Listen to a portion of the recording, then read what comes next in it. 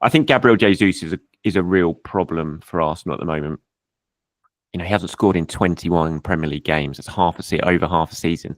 He hasn't scored a Premier League goal. And if one of your only two strikers is not scoring and is not even looking like scoring when he comes on, like he did at Fulham, which was a really poor cameo from him, it's a big issue because you've basically got to play Kai Havertz every single week. And Havertz is looking tired, I think, now, which is not surprising because he's playing so much.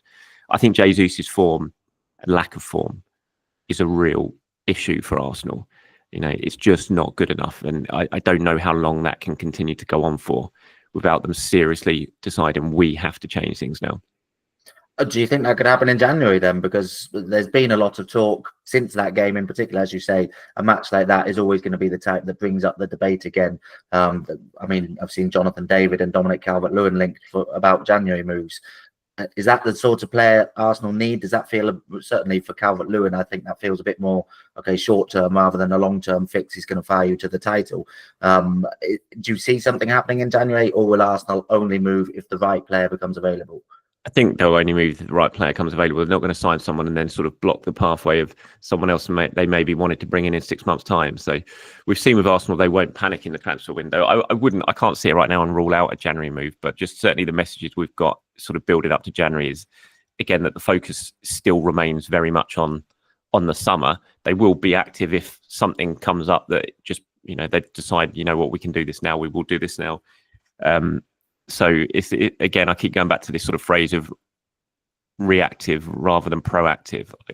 That's going to be Arsenal's January. And you kind of look around, who can they get out in January? I mean, I suppose Gyökeres has got his release clause, which means there's always a possibility someone could make that move and just get it done, even if Sporting weren't willing to sell. They haven't really got a choice. If the release clause gets activated, Gyökeres would then have a decision to make. So there is options there if they really want to do something in January. Ultimately, I don't think they would really want to. I think they'd much rather their squad start scoring goals themselves and find some form. So, and that's why Gabriel Jesus is just such an issue, I think, because Arsenal they would so much prefer to wait until the summer and get who they really could potentially want to get.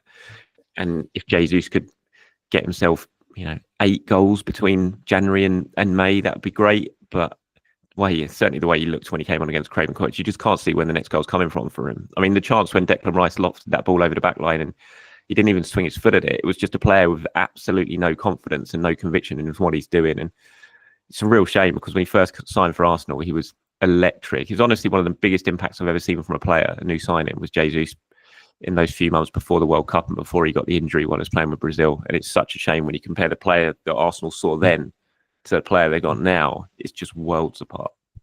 Yeah, I suppose. I mean, a goal can be all it takes to get that confidence back. But as you say, where's that goal coming from? It's been, a long time now, and it doesn't look like particularly he's going to get too much game time. He scored against Preston in the Cup like a few weeks ago, and everyone was like, "Oh, that's what he needed. That's going to really, really help him." But it doesn't seem like it has.